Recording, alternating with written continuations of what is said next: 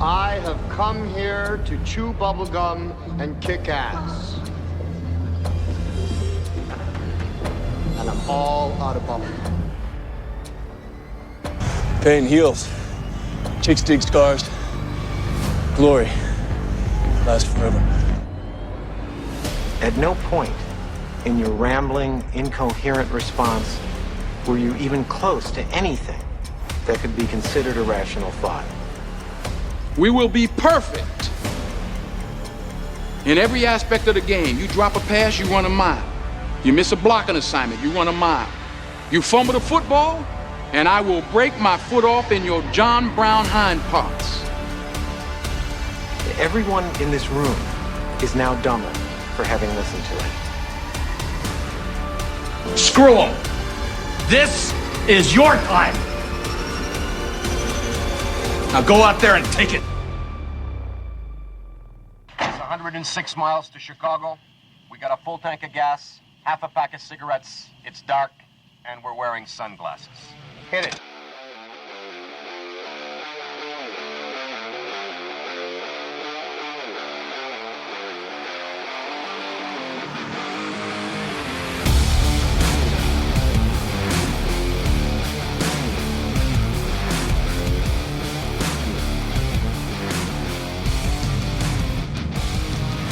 Double A Squad, what's going on?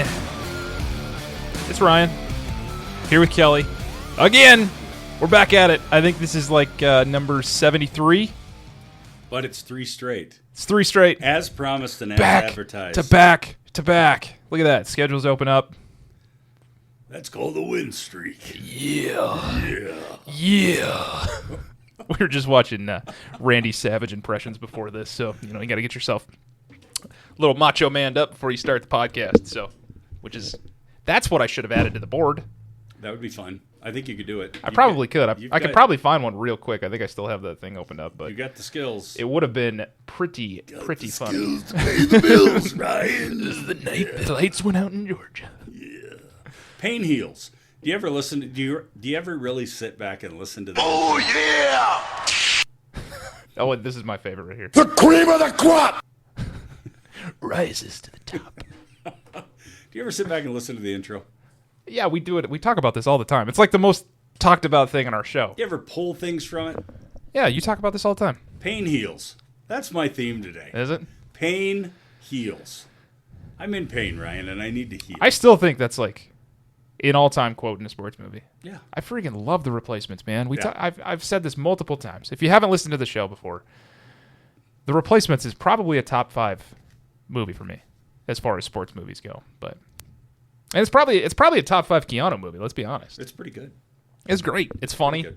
The football is in it. The football that's in it is actually good. Like it's not, guys are actually getting hit, catching things, throwing things. Keanu's left-handed for some reason. Don't know if that's whatever, man. Shane Falco. It's awesome. It's great. Solid. Oh yeah. Got a bunch of strippers for cheerleaders. Yeah. Oh, yeah! Is this the one I'm looking for? But the cream will rise to the top. Oh, yeah. Love it. Love it. Gotta add that. That's great. Anywho. Or just keep that thing up and just keep playing it. You could. I mean, you just search for stuff and it can. Yeah, you don't even have to add it to the board. The only thing is like, I don't know what any of these actually say before you click them. Like, they have the descriptions and things like that, but some of them are incredibly loud. And there's others that may just be inappropriate. Like this one just says hot dog macho man. What do you think that one could be? What could possibly go wrong with that? Not only are you a hot dog, a grandstander, a showboat, and a prima donna, but you're a liar too. Machoisms. Can't go wrong. No, you can't. That's a nice little board. You don't even have to download them. No, yeah, you can just click on them. It's great. Technology's awesome. No, yeah. Yeah. No, yeah. No, yeah. No, yeah. Anyway. Pain heals. Hopefully. Don't care about scars. Yeah. Glory does last Scars are forever. cool. Chicks dig scars, though. Yeah. Yeah. Depends on where they're located. Dude, your posture right now is just like defeated. I am defeated. I am defeated. Yeah. It's gonna be okay. I'll rise up. I gotta switch my legs here pretty soon. But it's all right. As long as you're not playing footsie with me under the table. The cream. Yeah. So there has been I've officially reached that age where it's like you talk to your other friends and the different things that they're going through. And some friends hit different milestones before you do, just based on different life decisions, stuff like that. I won't get into specifics as to who this friend is, but I think you can relate to this because you're a little bit older than I am. I wouldn't say significantly, but yes, old I am enough. significantly What would define significant? Like how many years is a significant amount of age? Could I be your father? How old are you? 51. You're 51. My mother is. She just turned 54. There you have it. So yeah, you're slightly older than I am, but you've experienced more life than I have. You've had more, maybe a little bit more wisdom to give. Ooh. Ooh. But anyway, like I said, I'm not going to get into specifics, but I think it's a funny conversation. So if he ever does listen to this, he'll know who he is, but other people won't, and that's fine. But anyway, he's finally hit the stage in fatherhood where his oldest daughter is now interested in boys. Oh man. You have 2 girls. Oh man. Your oldest is a female. I'm starting to sweat. Yeah. I'm sweating. Your middle's a boy, and then you got another girl that's still in high school, right? Correct. Yeah. So he's going through this midlife crisis, and he's just kind of like letting it all vent out over the course of the last couple of weeks because he's just like the way that I described it to him, I was like, it seems like you were in a 25-mile-an-hour zone, but now you're going like 60. Mm-hmm. And he's like, no, I'm in a 90-mile-an-hour. I was in a 25-mile-an-hour zone, and now I'm going 90, but I'm getting drugged behind on a bicycle. You're going 90 with no seatbelt and the door right. still open. Right. It just went full acceleration for him out of nowhere, and Hell he's yes. like trying to figure out how to balance it all because it's his daughter, and it's his first child. And now she's interested in a guy other than him. Sweating. Right. I'm sweating. Right. Yeah, so it's all this stuff, and his wife's like, oh, it's just a thing that happens, and to make matters worse, and maybe not worse, but like he and his wife, they met when they were very young. And so it's like, well, this is just what happens. It's not any different than you and I. It is. It's my daughter. Right. It is. Yeah. So I say all of this. Can you help my friend in any way try to like emotionally deal with these feelings of this weirdness that's just come all of a sudden? Drink. Excessively, not responsibly. Drink. Yeah. Is your youngest, has she become interested in boys now that she's in high school? Become? Yeah. My youngest? Yeah. Oh my, Ryan. Because she's a sophomore? She's a junior. She's a junior. Oh man. Wow. Where does the time go? Ryan. How old is said friend's daughter? She's between 13 and 15 or something like that. Yeah. The boys are already having bad thoughts. They're already having bad thoughts, and that's where I'm going to leave it right there. You're supposed to help, not make this worse. There is no way to help. Because you have to firmly and fully embrace the suck and know and don't go back to when you were a 13 or 14 or 15-year-old boy, because they don't think like that anymore. No. If we could pick up a round ball or a football or go do something with our buddies, that's what we were doing at that age. Not now, man. It's video games. It's social media crap on phones. They're watching junk. They're watching TikToks. They're doing all this crap. Bad thoughts are happening. They're talking in a way. You know what locker room talk means? It's happening at an earlier age. The only advice I can give your friend, so drink. So the background on this, though, and this just popped into my head. Like, obviously, you have been in the locker room with kids of this age over the course of the last couple of years with coaching. They'll never say it with a coach present. Right, and I'm not but saying... But I know what happens when the coaches aren't present. Yeah, and I'm not saying you need to divulge any sort of like locker room talk or anything that's like, coach-player confidentiality. They talk about each other's mothers, Ryan. They talk about moms. Hey, is your mom going to be at the game? Oh, yeah, your mom's going to be at the game. Nothing is off limits, man. Nothing is off limits. And even if this said daughter could be the sweetest kid, probably the sweetest kid in the world, right? Yeah. Straight A student, involved in a lot of pro-social clubs and activities, whatever the case is, where anybody could look at her and go, what a wonderful child. Yeah. There's some boy that might hang out for 5 minutes to get an ice cream cone with her. Sure. And he's going to go back, and it's going to be like, yeah, man, we were together. Yeah, this is totally what we did. This is exactly what we were doing. Drink. Yeah. Drink, friend. Drink. Yeah. Numb the pain. See, the theme today, pain heals. Pain heals. I brought it up. Pain heals. That's the theme. Just push that down. Push it way down and never let it back up again. Never talk about it again. No, it's, oh my goodness, yeah. The only experience that I really have with it outside of being a 13, 14, 15-year-old boy at one point in my life is the fact that on Wednesdays I go help out with the youth group at church. And so like when we do small groups, it's like there's like 8 of us in there and it's all 9th grade boys and they're all idiots. And all they want to do is talk about like I've got one kid in there who has a new girlfriend like every 3 weeks. Yep. Type of thing. Yep. And so all we do is tease him about it where it's like, oh, wow, you made it last longer than, a month this time. That's great. That's growth. Yep. Or they'll talk about like, oh man, your friend's dating this person. She's such a blah, blah, blah or whatever. And like, that's really all they want to talk about. And they all sound like idiots. Like, yeah. So, see, I don't remember this stage of my life, but I'm probably not a good example because I was also the guy that kind of rolled through. I can't really tell you if I had a real steady, solid, committed girlfriend or not during high school. I don't really know. Yeah. I don't really know. I can't really tell you for sure, but so I'm probably not a good example for this, but this whole will you be my girlfriend thing. Like you want to go out. No, that's not like now like we have to make a theater of it. Like we have to like there's it's weird to me. It's just weird. It just doesn't make sense to me. It doesn't because we can be talking and we can be flirting and we can be doing all these things and we can have this daily contact and all this nonsense and we're up till midnight and we're giggling and having this crap on our phone. I like to imagine you like you look like you do now, but you're like 14 years old. Yeah, no. Just in your bed like not at all. I had to have my lights out at like 9. Sending your carrier pigeons Nor back and did I forth have a phone, which is say. probably good because that's just destroyed the earth. Mom, get off the phone. She's got it on the other landline. My wife had a teen line. Yeah. Yeah. Really? Yeah. Wow. Her I think she had said that her father was like so mad because the phone was never operable with her and her 2 brothers in the house that like dad paid for a teen line. Had the 40-yard cord. The one that wraps in. Yeah. You close the door, but the cord's inside the door. Goes under 6 doors to make it all the way back. Yeah. Anyway, it's different. I don't have any advice for him. I don't have any advice, man. Embrace the suck and just.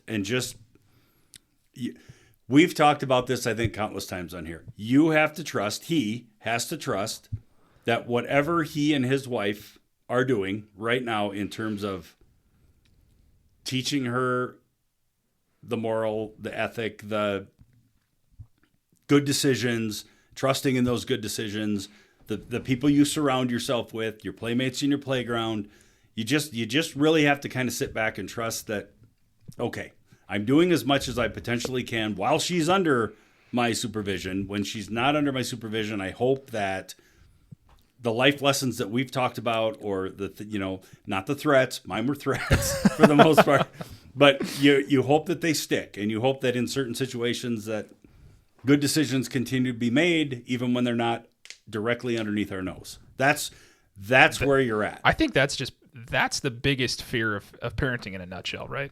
Is when your kids aren't under your watch, and whether they're at daycare or at school or in a sporting event, or whether they're 20 and living in a different town trying to figure out life on their own, is that you've given them enough skills, enough tools to make the correct decision to the point where they don't destroy their life. Yep. I talked about it before where, my son's up on the playground and there's 6 ways to get off the top of the play set.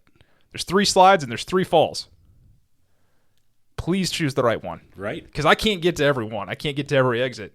And it's that same way, too, as they get older. And I think another thing is, like, perspective is key. Again, we're probably just regurgitating things we talked about on the show before, but it's like perspective, right? Like when you look at a relationship that begins at the age of 13, 14, 15, whatever, as a 34-year-old, a 54-year-old, whatever, you're looking at that going, this is dumb. Like, they don't even know what they're doing. They don't know what love is. They don't know anything. They're just caught up in their emotions. But to them, it is all consuming. It is everything. Like, it is. Yes. It's the biggest thing that happens in their life, right?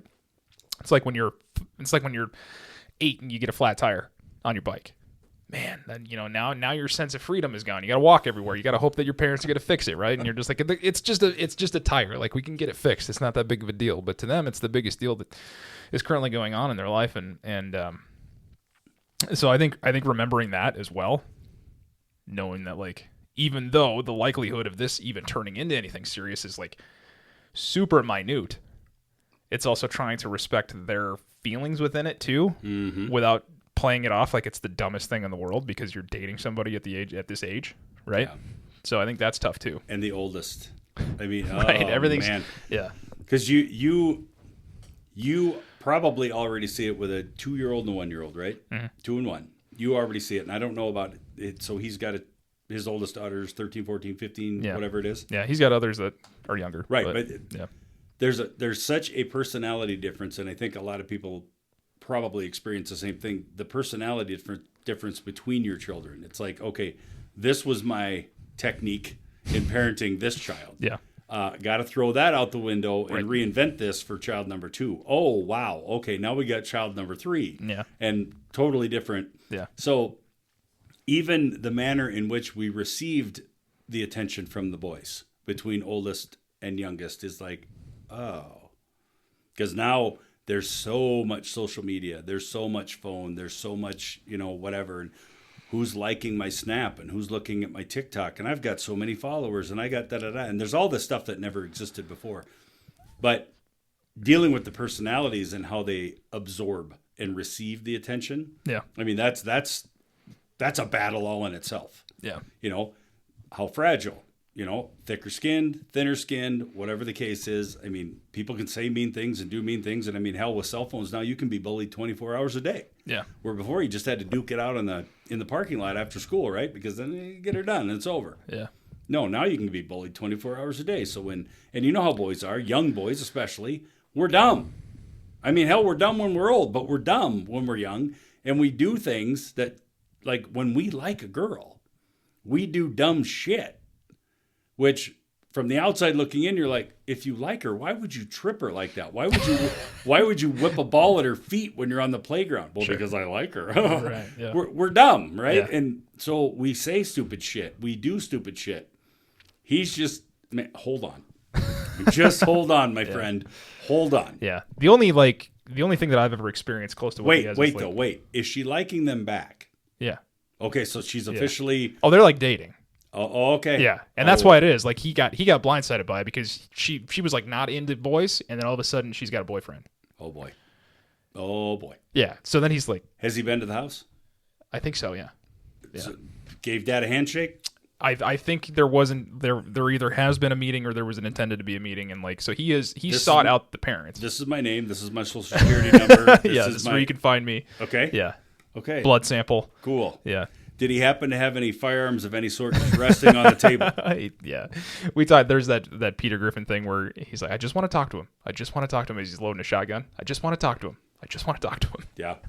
My role with my wife. Yeah. I mean, we were uniform in this. It was always hanging out for other purposes or just simply hanging out to be friends and associates, whatever. Always meet the parents, right? I want to know their parents. I want to know the kid. I want them to know me, that type of thing. So it was always got to meet the parents. And my oldest daughter I don't recall that she mentioned it a lot, but the youngest, Aspen, like she remembers that. And she's like, okay, you got to meet my dad. And she always comes home and she's like, oh, they're terrified, Dad.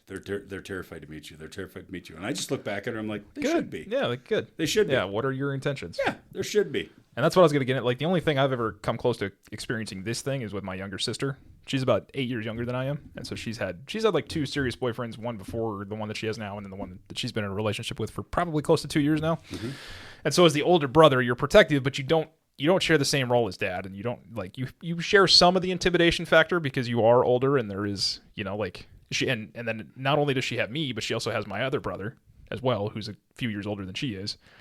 So it's like, yeah, you're going to have to meet my 2 older brothers plus my dad. Yeah. Yeah. And so for me, it's always been, what are their intentions? Are his intentions pure? Like, does he have her best interest, or is he only looking out for himself? Correct. And that's always been my thing. And so far, it felt like that was what it was with the first one. And then it kind of, it kind of morphed into something else the longer they dated. And then now she's with her current boyfriend, and like he goes out of his way to do things for her. Till he's in the locker room.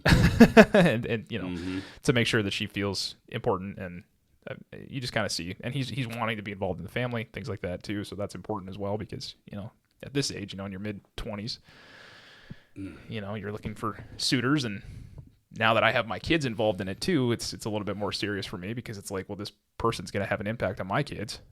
And that's something I've never even thought about before, where now you have to like validate this person as a potential uncle figure. Correct. You know, which is a totally different mindset, right? Yeah.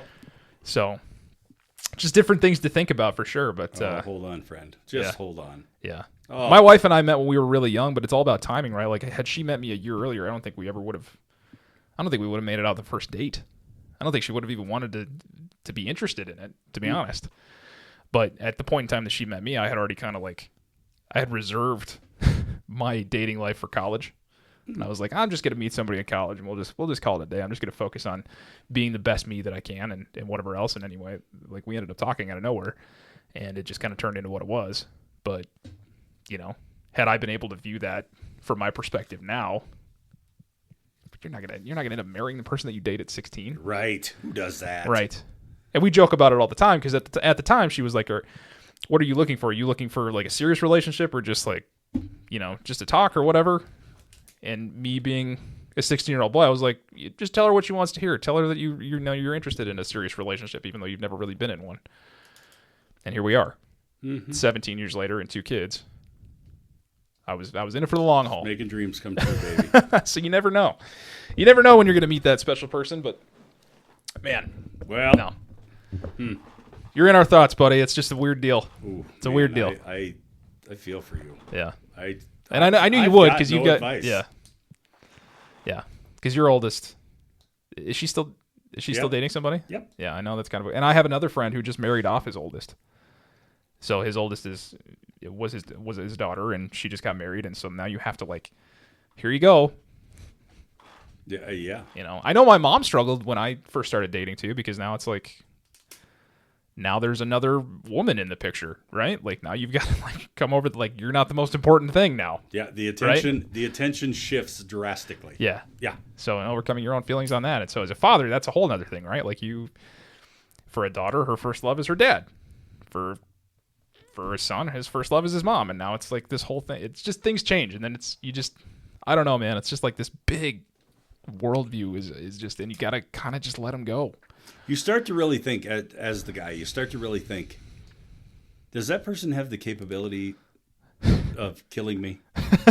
You know, if I were just to meet him, you know, randomly on the street or in a social environment or whatever, I probably wouldn't see them as a killer. However, I'm now dating the daughter. Yeah. And does that person have the knowledge, skills, and ability to kill me? Yeah. And make me go invisible with no questions asked. Yeah. Yeah, you got to start thinking about stuff. Yeah. I always came at it from a perspective of, like, I struggle with feeling worthy enough for her, and like proving to her family that I was, you know, good enough. Well, yeah, if they keep bringing up stories about her old boyfriend. Yeah. And it wasn't that. It was just pressure that I put on myself, you know. It was just things that I was like, you know, am I going to be able to support her? Am I going to be what she needs? Yeah. You know. Hey, do you guys remember that time when Jenna and Herbert? Herbert. Good old Herbert. When Jenna and Herbert used to go roller skating, and you know. And yeah, luckily I don't believe she'd come home with hickeys all over her neck, and we didn't.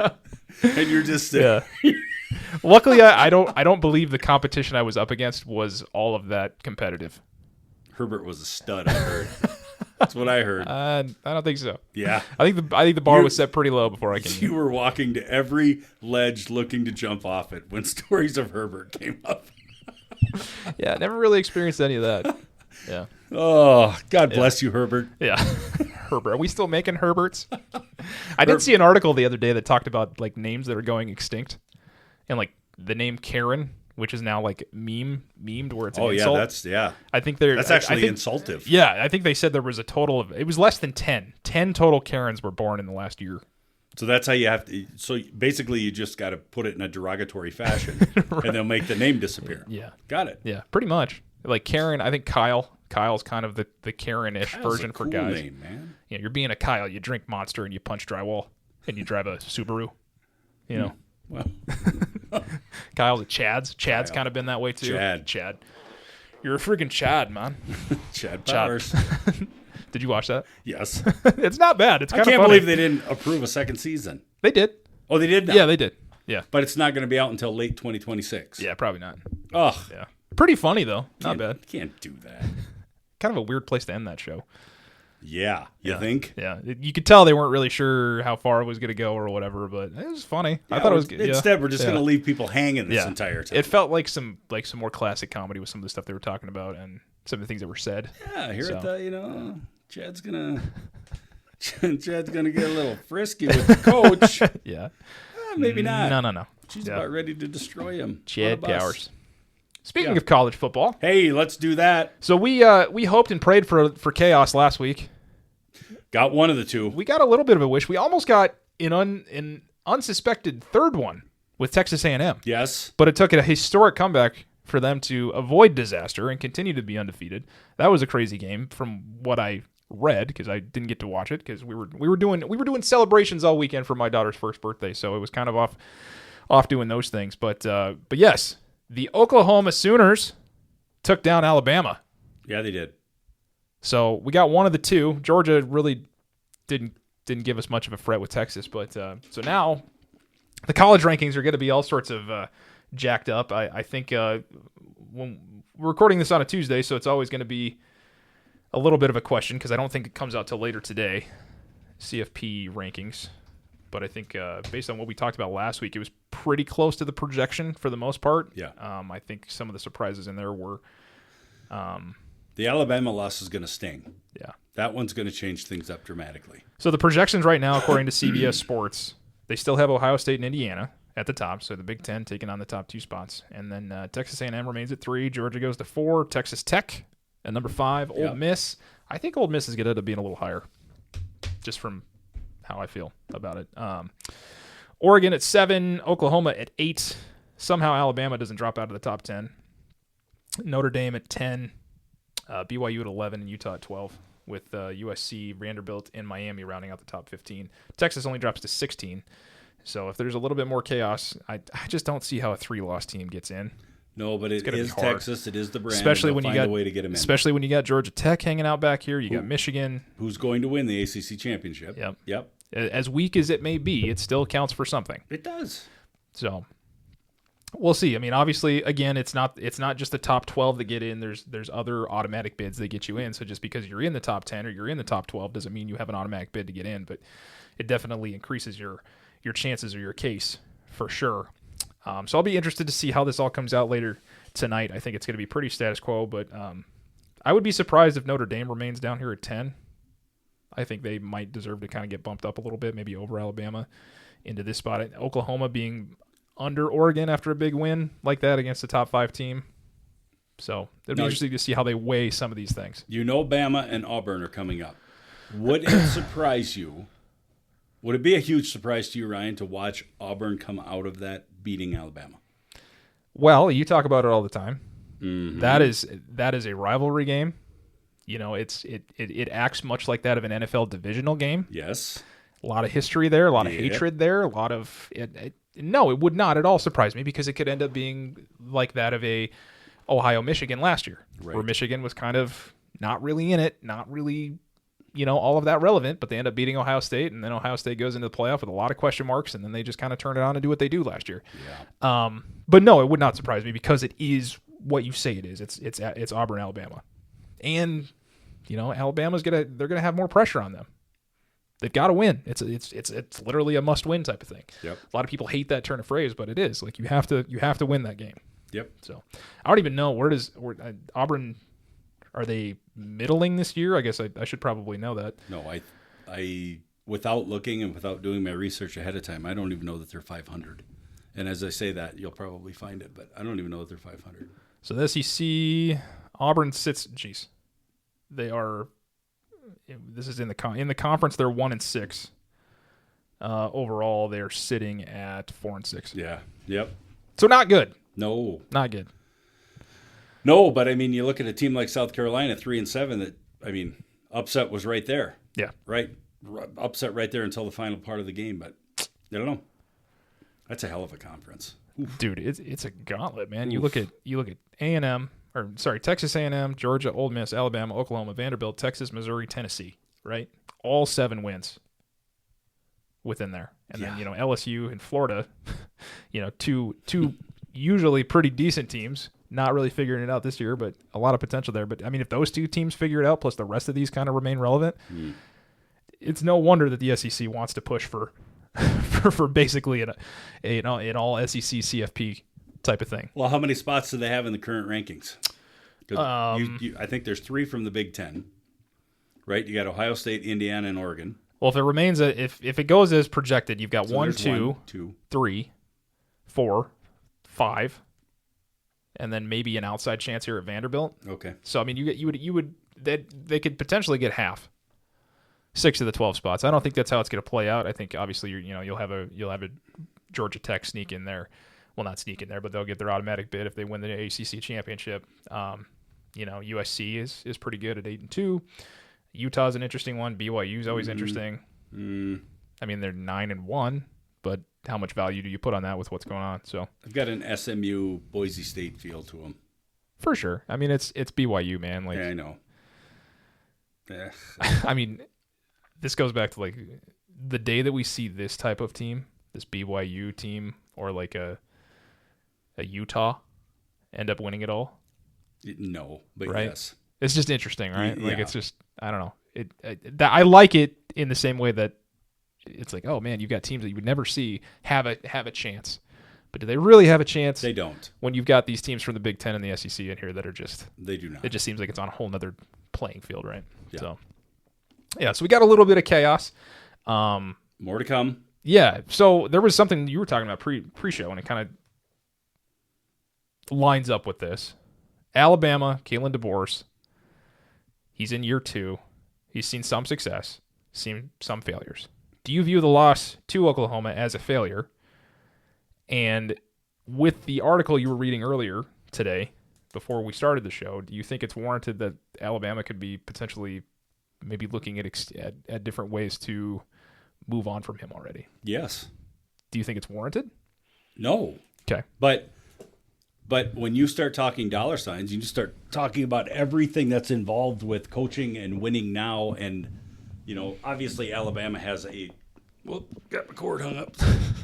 Alabama's got a hell of a tradition, right? With Nick Saban, and they were a football factory. And, I mean, their wins recruited themselves. And, 5-star athlete goes down, here comes the backup. Oh, he's a 5-star kid. Oh, he goes down, here's a 4-star kid. Whatever it is.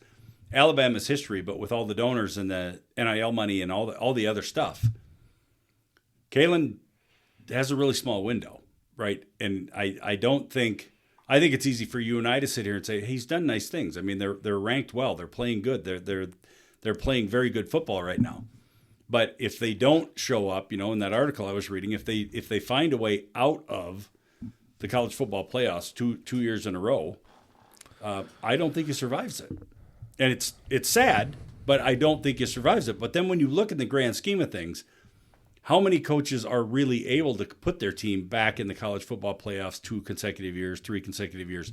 It's minimal, right? I mean, obviously Ohio State, we continue to see them, but you look at schools like Texas A&M, no. Ole Miss, no. I mean, you look at some of these front runners right now, and it's like they haven't put together back-to-back seasons of being in the football playoffs and all that, but it's Alabama, right? We joked about it last year at this time. They're going to find a way to get Alabama in. And they almost did. They're going to find a way to get Alabama in. Yeah. But that's kind of the football factory that they've become, and that's kind of the expectation of their fans and their board of trustees and everybody down there is, I don't think we can give you 2 years of not keeping this program elevated to where we feel that it belongs. I don't think he gets a shot. I know nothing about him, and I think he's a hell of a coach, and I think he's got a really good resume everywhere that he's been. Well, yeah. And I think he does a nice job wherever he's been. Yeah. But when they start talking about him as a top candidate for the Penn State job, I'm like, bro. So if you Yeah. If you become available to coach Penn State, it ultimately means that Alabama's moved on from you because you're not winning enough games for them or whatever. But then you have to feel kind of like, okay, well, I guess I'm going to back my way into Penn State. I don't know. Which fired their coach because he couldn't win big games. And, I don't know. Well, the first thing is like this is like a monumental mountain to climb for him to even be considered a success. Yeah. Right? Like you're replacing arguably the best college coach to ever do it. Right, and he won 9 years in his first year with Alabama, which no coach has ever done at Alabama. Right, yeah. I mean, Finished he's won with a record 9 straight. 9-4. He's got an overall record at Alabama of 17-6. He's 11-4 in the SEC, which I think is a very crucial thing in a tough conference where everybody's good. You've only lost 4 games total. I think the other crazy thing is he's been a Division I coach for 6 years. He's 54-14, Kelly. Yes. He's lost 14 games in 6 years. He's got a very nice resume. Yeah, he's been to 4 bowl games, including a national championship, and he's 2-2. Yeah, and the fact that he's actually being looked at as having a hot seat, just tells you what drives the wagon here. Is that the saying? What Yeah. I mean, they're 9-2, man, and they have a loss to Oklahoma, who's ranked, and then I think their other one was who else did they lose? Was it Georgia? Or did they beat? No, they beat Georgia, didn't they? Isn't that Georgia? Yeah, the Alabama's lost to Oklahoma, but I feel like Alabama beat Georgia earlier this year. I didn't look ahead of time. You can look it up. I don't know. I think that's I don't know. That just the fact that he's being talked about as potentially not surviving in Alabama. If they get into the college football playoffs, yeah, sure. I think that seat's going to cool down quite a bit. If they drop the game to Auburn, they are going to be out of college football playoff rankings, right? They'll be out. But to have a hot seat, I think that keeps it really helps you keep things in perspective about how good these programs are and what the expectations are for these coaches. Yeah. So, they get caught early by Florida State. Very first week, I don't put a lot of credence on that at all. It is what it is. But they do beat Georgia. I mean, they beat Georgia 24-21. Yep. And then their other loss is to a ranked Oklahoma team, which was just this week. Resurging. Right? Yeah. So now you get a little bit of a palate cleanser with East Illinois on the 22nd. Then you go to Auburn. Whatever. Tigers. Yeah. And you get to close it out in a rivalry week with your, It's awesome they get a JV game in there. Yeah, for sure. So I don't as an Alabama fan, can you really be pissed about what's going on? Yes, here? you can, because that's what they expect. They expect them to be a one-loss team or an undefeated team. They expect them to be in the top 5 college football playoffs every single year, because that's what they were for years under Nick Saban. That's what they were. They won games before they even flipped the freaking coin, man. But you can't even this is apples and oranges now, man. Because the system is not set up the way that it was when Saban was there, where he could just go out and get the top recruits and do what he needed to do and then just hold on to them. He left because he didn't have He that had anymore. Tua and Jalen Hurts on the same team. Right. Right? Right. Like, you wouldn't be able to do that now because they'd leave. They'd use the transfer portal to go somewhere else, or the NIL money would allow one of those guys to go somewhere else and be the starter there. We see it every single year after year. But during Saban's time, you could just hoard all of these players because you had the best recruiting and the best program. Hurts did leave, didn't he? He did eventually. He went to Ohio State or something like that, or Oklahoma. There you go. Yep. So, I mean, it's just one of those things where this is a completely different playing field than it was before. Yeah. So how can you compare? I don't even really think you can compare the two, because now you're dealing with a completely different system. This is a completely different way of recruiting and gaining talent, especially when you've got like look at Indiana. Like, obviously they've got a good coach there, but I mean, it's just like I don't think they'd be able to do what they were doing if it wasn't for the ability to be able to bring in guys via NIL, transfer portal, and the like, plus the recruiting system. Like, you close that gap a lot easier with those things. So, see, now I'll sit here and tell you I wouldn't fire Kalen DeBoer. No. At all. I would give him at least 2 more years to see what we could do within the system. They beat the Eastern Illinois team. Is that who it was, Eastern Illinois? For what? For their next game. It's like Eastern Illinois, and then it's Auburn, right? Yeah. Brought to you by Nature Made. Correct. Beat the Eastern Illinois team, and so what? You trip up and you lose the game to Auburn. I'm still not going to look at you and say, you're not going to fit here. You're down the road. But I'm not a donor. I'm not a booster. I'm not somebody that's backing Alabama. I'm not this diehard Alabama fan where it's Crimson Tide or nothing. I'm not that guy. Yeah. I'm just a guy watching college football that thinks that Alabama still would go into the Big Ten and probably beat damn near every team but Ohio State in it. Listen, if they handle their business over the next 2 weeks and they win both these games by an average of 2 scores, they're in the CFP. There's no way that it's based on stuff we've talked about before, where it's got to be not only a record quality of wins, but it's also going to be their following, their backing, their legacy, whatever you want to call it, their brand. The brand, right? There's no way they leave a 2-loss Alabama team out when one of their losses came to one of the other top 8 teams in the CFP. But no, if they lose to Auburn, they're out. Absolutely. I think 3 wins should be an automatic disqualification. 3 losses should be an automatic disqualification. 3 wins is an automatic disqualification. Yes. Yeah. So same. But I do think it's a headline grabber for sure. If they're talking about, well, he could be a candidate for Penn State, and it's just one of those things where it grabs your attention, right? You're like, well, what's going on? Like he's not having a bad season. He's been there for a cup of coffee in Alabama. Why is he already being considered for this job? Right. It's laughable. It's talking points. It is, and it's just laughable because he would be removed from a school for not winning big games. Yeah. To a school that just fired a coach for not winning big games. So we talked about this, right? Be careful.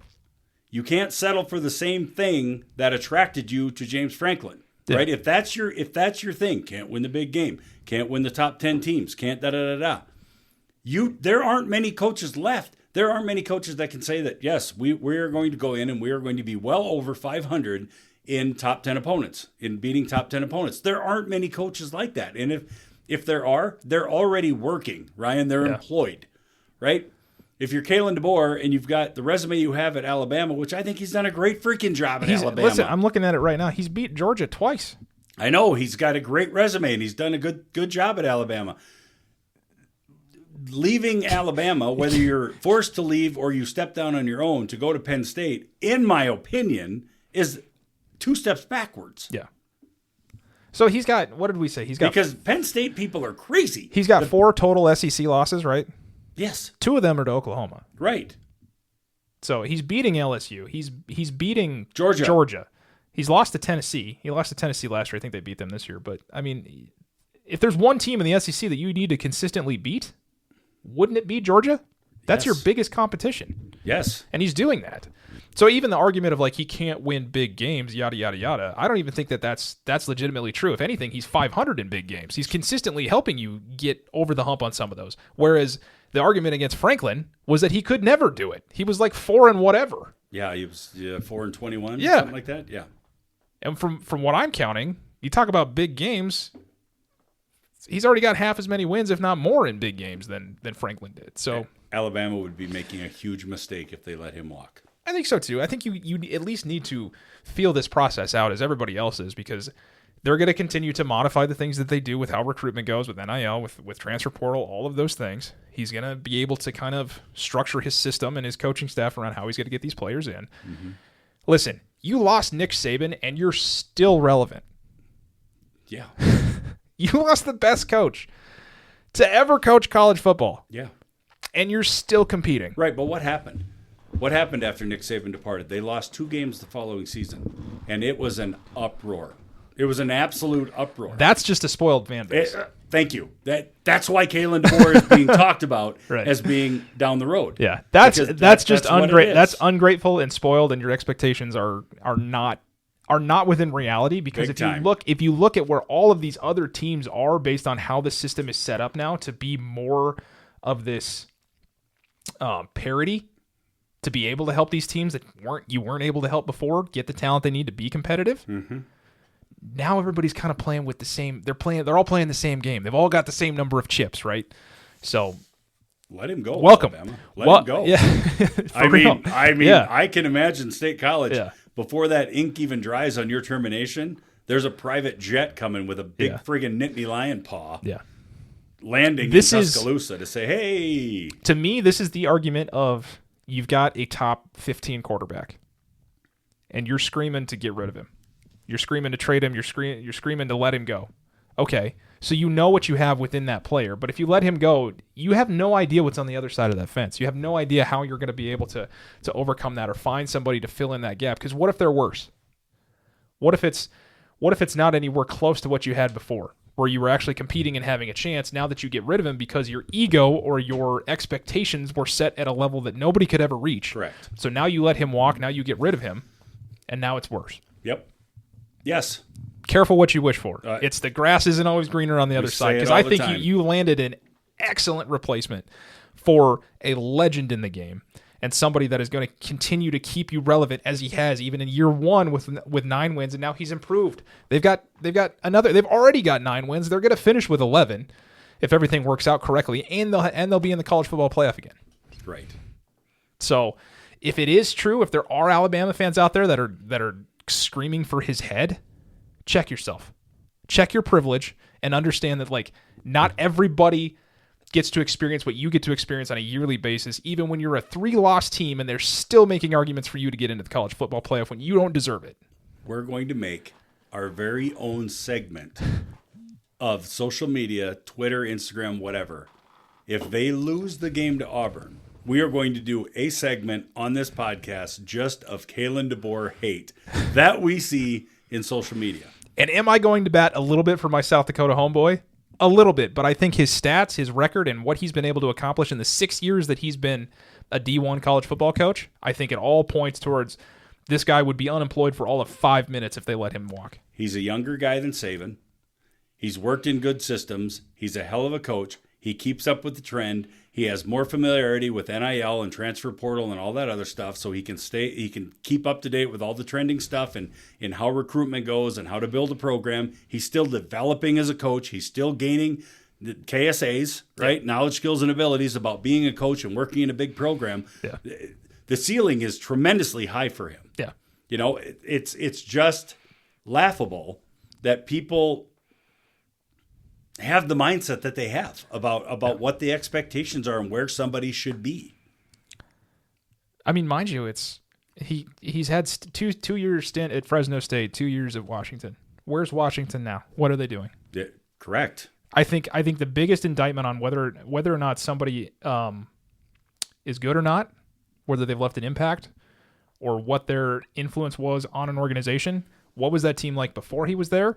What was the team like after he left? No, it happens all the time. We could sit here all afternoon and give examples of where that's happened. But everybody has a really short memory, right? And it's the here and now. It's what have you done for me now? Everybody has the short memory about how that happened and where they came from. I did it with James Franklin, right? When he came from Vanderbilt, and all of a sudden Vanderbilt, it's kind of everybody's homecoming. Vanderbilt's everybody's homecoming because we get to play Vandy, and Franklin goes in there, has a couple of really successful seasons, and it's like, oh, now he comes to Penn State. We forget about what he did at Vanderbilt, unless the announcers or commentators bring it up. Well, this is what he did. We forget about that stuff. It's all here and now. It's like, what are you doing for me right now? Yeah. And they forget about that. Yeah. It's crazy. It's crazy. Check your privilege. That's all I got to say. It's just like, you're going to be fine.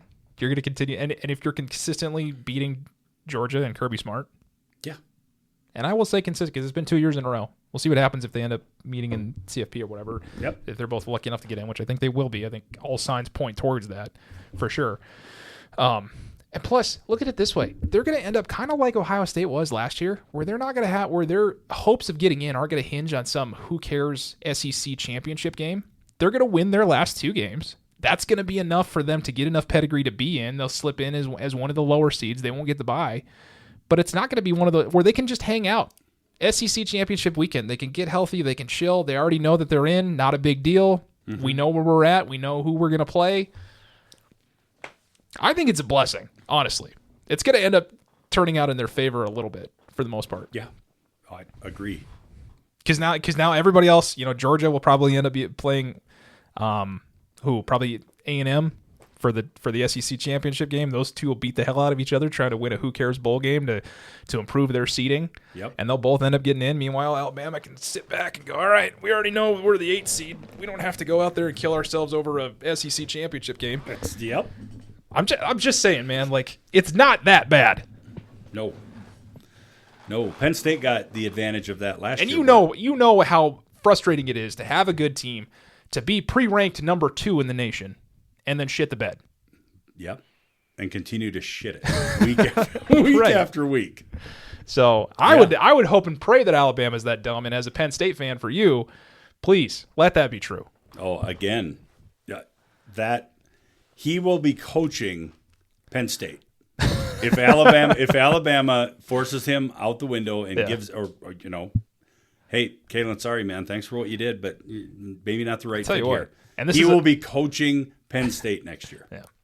And this is just like my own selfish reasons, right? If I would want him to be so pissed off that he's like, screw it. I'm going to go to Florida. I'm going to stay in the SEC, and I'm going to make sure that I kick your ass every single year. Or LSU. Yeah, right? Yeah. Exactly. Yeah, because if you go to LSU, at least you'll get a huge buyout because you won't know who your boss is. Well, the LSU-Alabama game is deathly. Yeah. Like, that's bad. Yeah. That would just be the best job because you don't know who's got the authority to do what. So you just walk around. Yeah. True. You have no idea if you're going to get fired, right? because somebody who is the GM? Well, what's can- your role here? Who can fire me? Yeah. Are you authorized to get coffee? Sir, earlier this week I saw you pushing a frickin' broom down the hallway, and today you're firing me.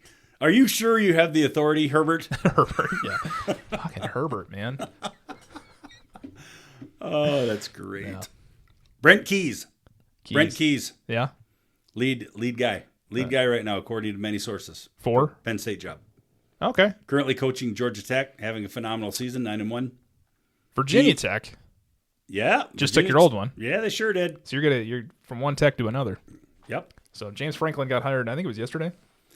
Yeah, they've been talking about it. They've been working out a deal for a week or better. Is that going to be a perennial Purgatory 9-win team from here on out? Well, there was talk about Virginia. Do you see him elevating them towards like, hey, we're talking about Virginia Tech being in the top 15 consistently? They were middling a bit. But do you see him having that impact? Being a top 15? Do you see, with him being in there, are we going to start talking about Virginia Tech more with James Franklin? How soon? Within the next 3 years. Yes. Yeah. Yep, they'll get up there. Is it a combination of things with the ACC not being what it should be and him, or is it more him? It's going to be conference related. Okay. It's going to be that. Okay. But they will be back up there. All right.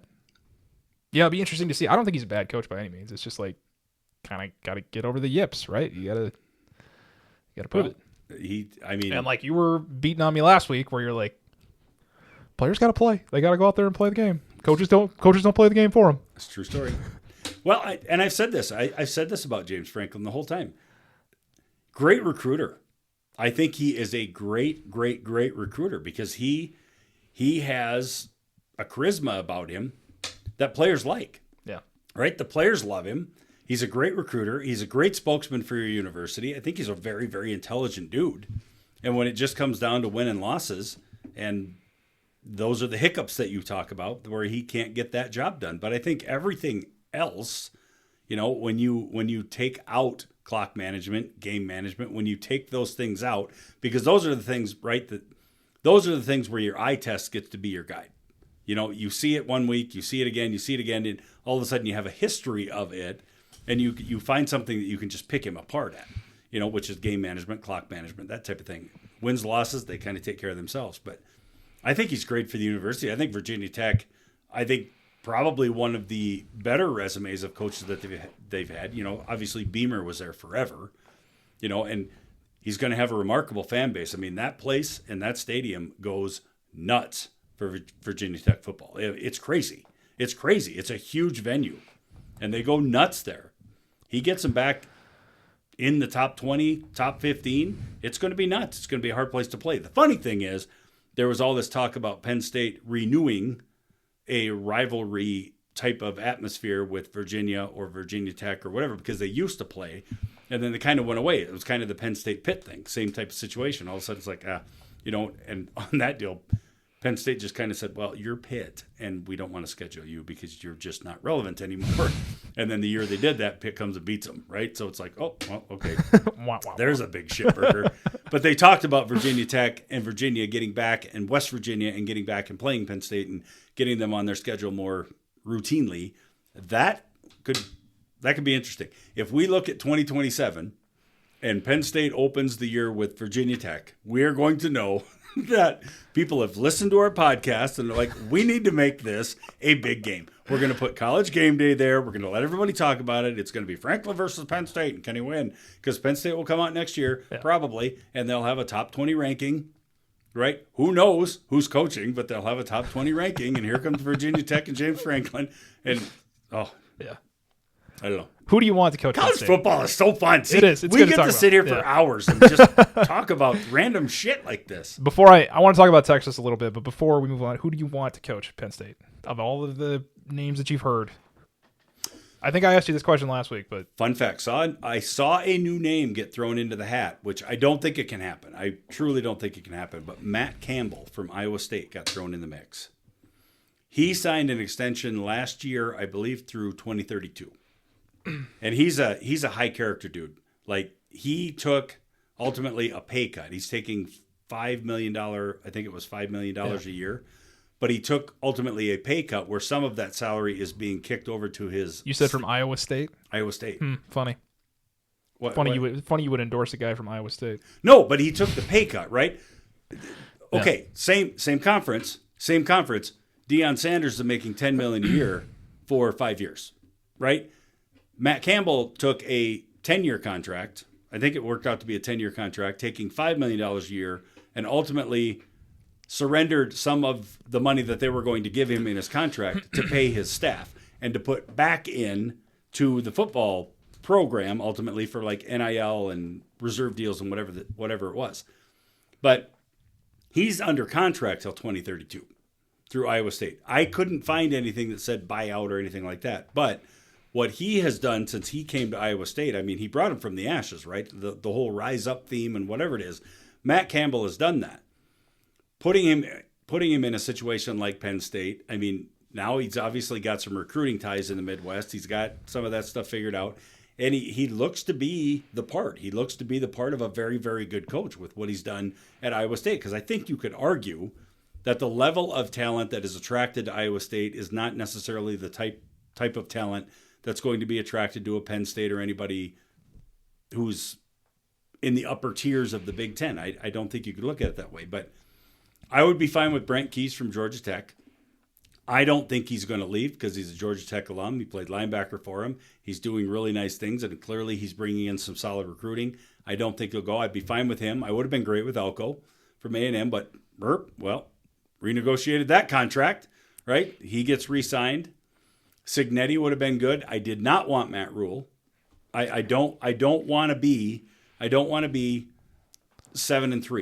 8-2. I don't want that. Well, we suffered 2 or 3 losses this year. I don't want that to be the norm. I'm the spoiled guy, right? Here I sit, kind of eating my own shitburger, but I'm kind of the spoiled guy. But I don't want that to be the norm. Sure. I don't want that. I don't.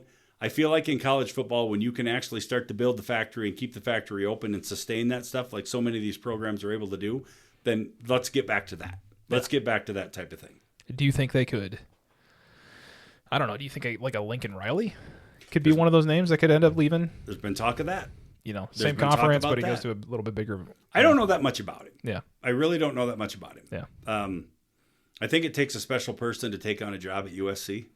Because I think it's kind of a shit show, and I think it's been a shit show for quite some time. So to actually be able to get in there and navigate the shit show the way that he has, he's obviously doing a pretty good job. They were down for a while where they had lost a lot of recruits and they were kind of no longer their thing, but they got into the Big Ten for this reason to try to, help their recruiting, help some of that stuff. The Pac-12 was kind of dismantling itself and nobody really there anymore, but I would be okay with the Lincoln he's Riley. young. He's had a very successful record over the course of the many years that he's been coaching. He's 5 years spent at Oklahoma, and they were consistently winning 10, 12 games. Let me put it to you this way. I don't think it has to be a big splash guy. I don't think that Penn State has to do that. Yeah. Riley, Keyes, Kiffin. Kalen DeBoer. Yeah. That would be absurd, but yeah. Caleb Bohr steps in. They got some other guys listed on there, but I saw Matt Campbell's name come up as, potential. I saw what's his name from Minnesota? It's not spec. Why am I thinking spec? It's not spec. It's oh my gracious. That coach from Minnesota. Just waiting for it to come up. Sorry. Nope. College. PJ Fleck. There you go. Fleck. I saw his name. Yeah. I saw his name. Again, didn't dive into it. Didn't see what kind of contract he's in. Haven't seen anything headlining where Minnesota has renegotiated and did a contract extension or anything like that. But I saw his name come into the mix. Somebody walked into my office today. Not today, but a handful of days ago. Somebody walked into my office and said, hey, Pat Fitzgerald. Been cleared of the stuff with Northwestern, blah, blah, blah. Maybe he would be the right guy to come into Penn State. You know, I don't know. Okay. I don't think it needs to be a big splash, dude. I just want somebody that's going to be in there. I would like somebody to come in, be allowed some time to put the recruiting thing back together, put that stuff back together, navigate through the NIL, do whatever with the transfer portal. You know, do I think it's important for them to honor recruits and commitments that they've gotten, who other coaches have gone out and gotten? I don't know. That's up to their scouting team and their recruiting team and whatever the case is. But doesn't have to be a big splash, dude. Just give them time. Give them time to actually assemble something that's theirs, that's their own, that they're not relying on. You know, you hear all the time, well, that's not his people.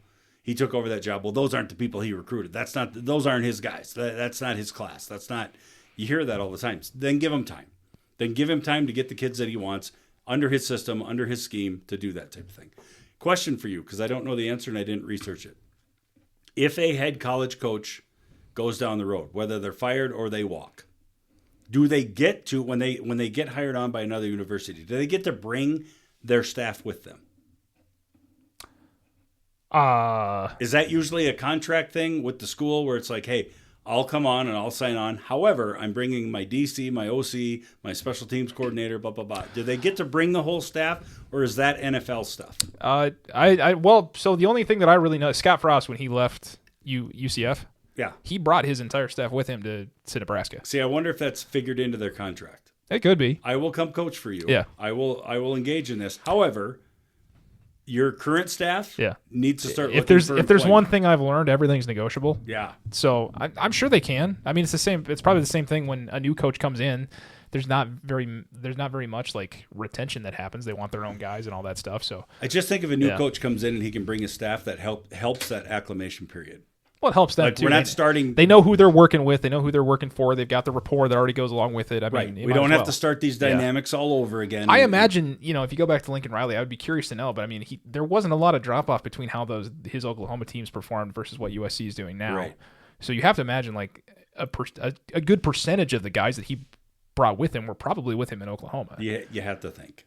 And I should know the answer to that. I'm sorry, I'm a college football guy, and I should know the answer to that, and I'll get beat up over it. I think it happens a lot. You see it a lot in the NFL, too, where it's like, a head coach will lose their job, and then they'll go back and be an OC or a DC for their former head coach or whatever. Exactly.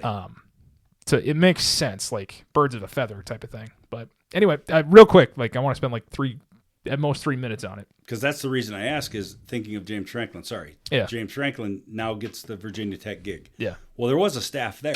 Yeah. Right? They had interim coach, they had staff, they had all that stuff there. Yeah. Everybody that was under James Franklin's staff at Penn State is still coaching at Penn State. Yeah.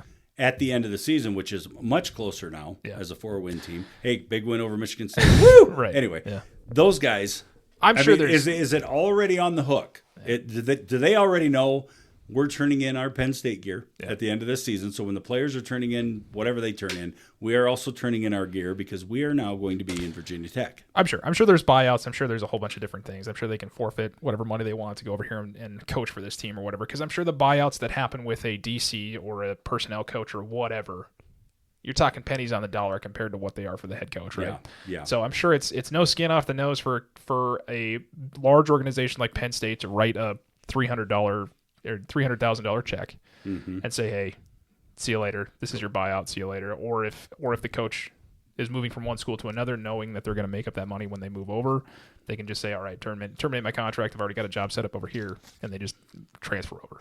Yep. So I can imagine if you were going to be a head coach somewhere, you would want to bring... I'd bring you. You would want to bring in people that made you successful in the first place, right? There's probably some loyalty that happens along with that as well. And then just kind of see, if you're a good leader, obviously you want to... It's the same thing that happens with buyouts in major companies. Like the one that I work for, they bought out another company, and they pretty much got rid of everybody from the other company minus like 10 guys and then brought in all of their people to help run what the business was doing. So when I take over a major head coaching gig at a college, I will find a way to get you, Brett, and Anthony on staff. I will find a way. You make Brett the team chef? No, but he might have some headset duties. Oh, you have to find a big headset for that guy. He doesn't have to wear them. He's just got to make sure the cords don't get tangled. I'll find a place for it. All right, real quick. Like I said, I only want to spend like 3 minutes on this. And Anthony's going special teams coach all day long. Special teams coach. Special teams is important, people. Just ask the Vikings. Yep. You're the director of media and social media relations. All right. Texas. I know I'm talking out of both sides of my mouth here because I literally just said probably 15 minutes ago that I don't think a 3-loss team should be allowed to be in the CFP. Now, with the remaining schedule, who they have to play and who they've lost to, I want to present this question to you based on the fact that Texas has the brand. They've got the legacy. Their schedule plays out as such. They have 3 losses, but 2 of those 3 losses have come to top 5 teams who are now in the CFP, and 1 really bad loss to Florida. If they beat Arkansas and then they go to Austin and they beat Texas A&M in Memorial Stadium, is there a case that they deserve to be one of the 12 in the playoff? Yes, they will beat Arkansas, and I think Texas A&M is a stretch. But sorry, yes, not in Texas, because Memorial Stadium's where the Longhorns play. That's doesn't matter. It's irrelevant. Nobody's going to call you on it. There's one person that's going to call me on it. Yeah, so. well, he should. My fault. They both play in Texas. Yeah, it's fine. They'll beat Arkansas. That's a no-brainer. Sure. Arkansas is a 1-win team right now, and they don't have much of a program success thing going on. Texas A&M, if they upend Texas A&M, yes, they should be in the football playoffs. Okay. Period. Because 2 of their 3 losses are not. I mean, they lost by 7 to Ohio State, and then they kind of got the break speed off of them by Georgia last week. And then that Florida loss isn't great, but if you look at the totality of their losses, and if they can find a way to beat one of the top 3 teams in the nation, just before the end of the season, they beat A&M, they should go in. You think so? Yes. Interesting. So then you would be putting them over what potentially would be like a Vanderbilt or them, Vanderbilt, Miami. You can even scroll up. I'd put them over BYU. I'd put them over Utah. When you're talking about brand and you're talking about strength of schedule, you're talking about conference, you're talking about. Are you viewing this? So are you viewing this as just from a consumer, or if you were a part of the committee? Committee.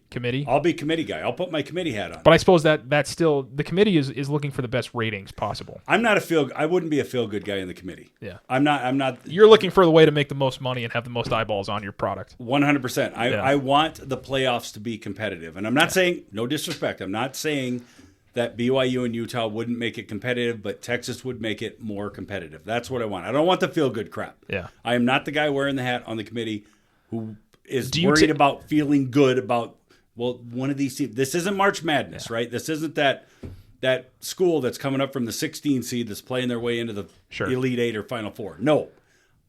If they beat Texas A&M, they would go, I have more confidence in them than I do a Vanderbilt, than I do a Miami, than I do a BYU, than I do a Utah. I have more confidence in Texas. They've played in bigger games. They know how to win the bigger games.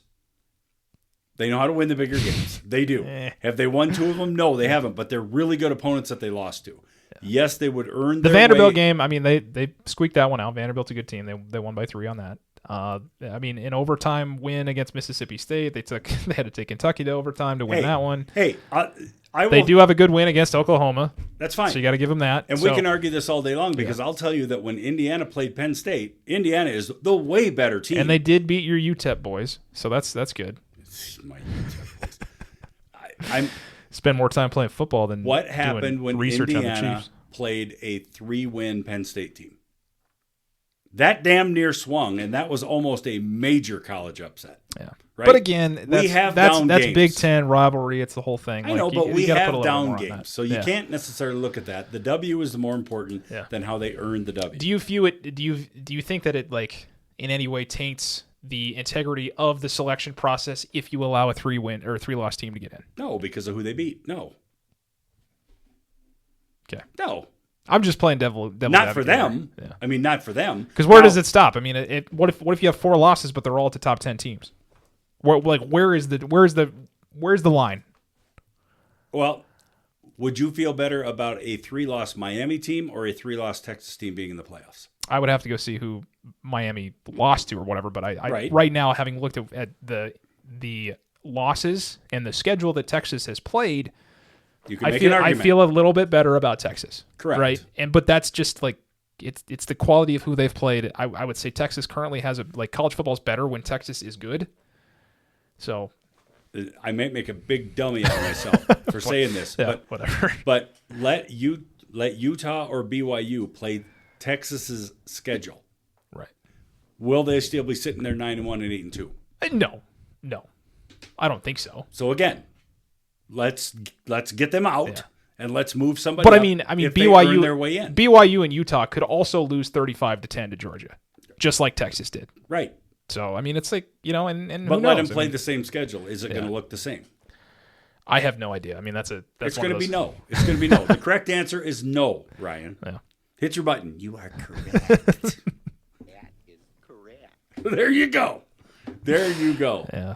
Yes, if they it's an interesting conversation. I mean, it's all hypothetical and all this other stuff. Like we can sit here and that's why it's fun to talk about. But the loss to Florida isn't good, and I would honestly say that the back-to-back overtime wins against what would be considered lesser opponents based on who Texas is with Kentucky and Mississippi State, that also does not look good. But then they back it up with wins at Vanderbilt, and then if you can back it up with a Texas A&M win at home, that's a big one. That's a Friday night game after Thanksgiving, mind you. So all eyes are going to be on it. Yeah. What 5:30 start time for us? How wonderful is that? 5:30 start time. Barely get the bag off my shoulder and get home, and I mean, it's. There you go. That's a big one. Yeah, I'm going to be sitting in front of the TV for that one. That's actually pretty exciting, especially like the implications of what we're talking about here.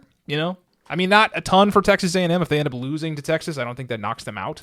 That will be more exciting of a game for me than the NFL games that are going to happen a day before. It's true.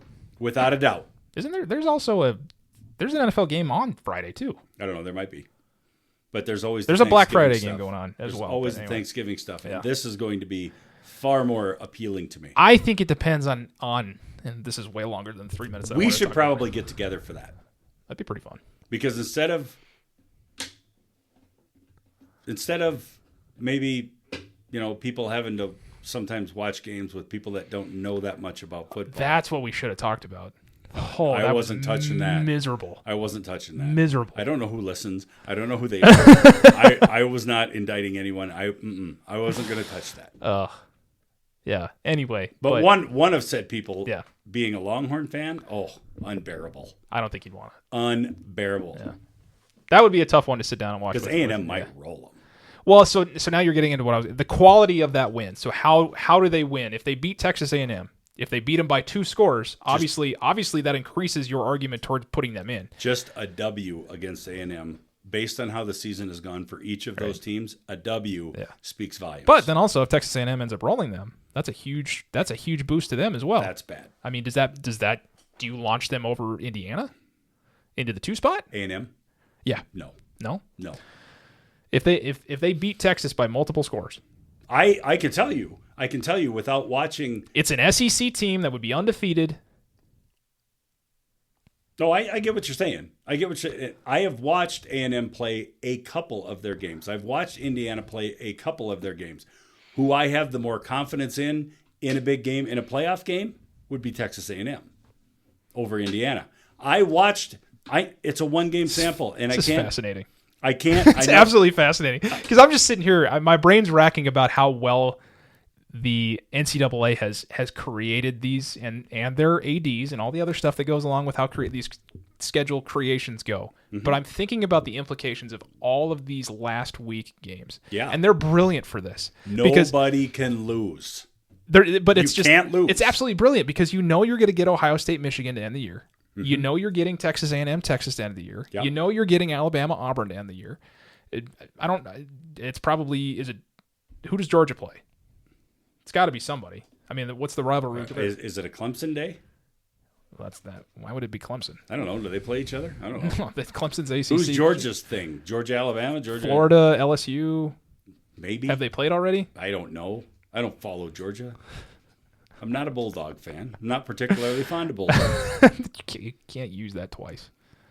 Where is there? I can use it as often as I want because people tell me I can't put it on a freaking shirt. Well, Texas tells you can't put it on a shirt. Texas. Who the heck do they play? Oh, they play Georgia Tech.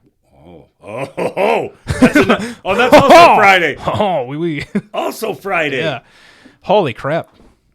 That could be my new coach. That could be my new coach.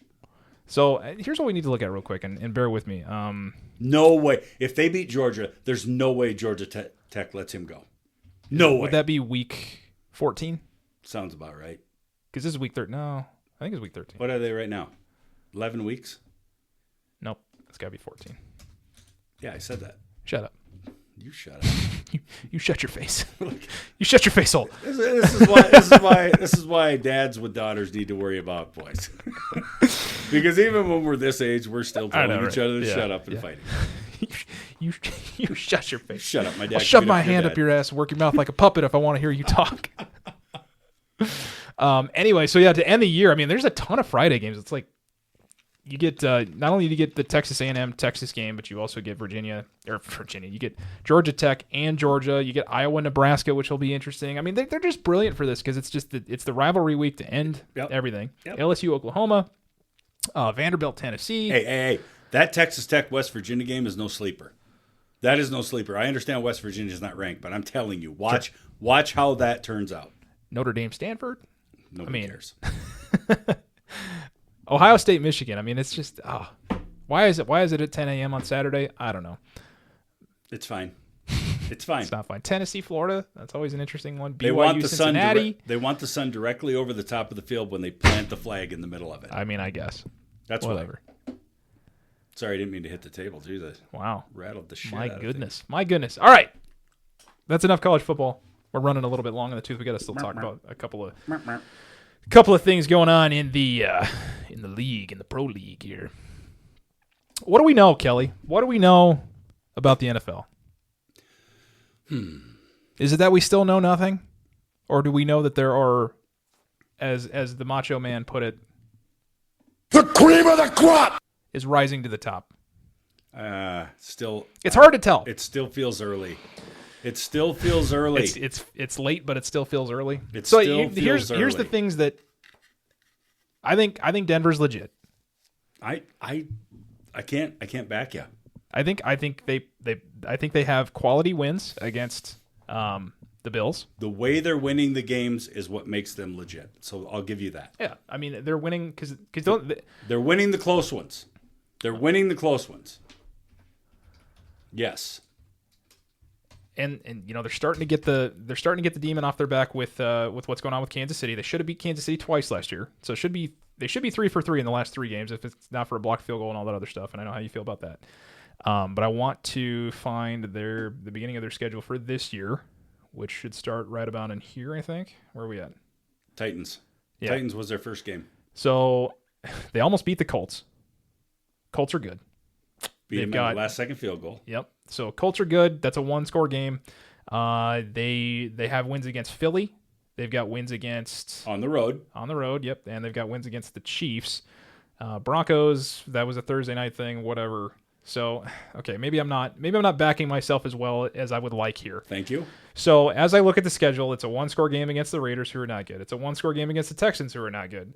They blow out the Broncos, the Broncos blow out the Cowboys, which is whatever. They've got a 1-score game against the Jets. They've got a 1-score game against the Giants. The Giants it took a monumental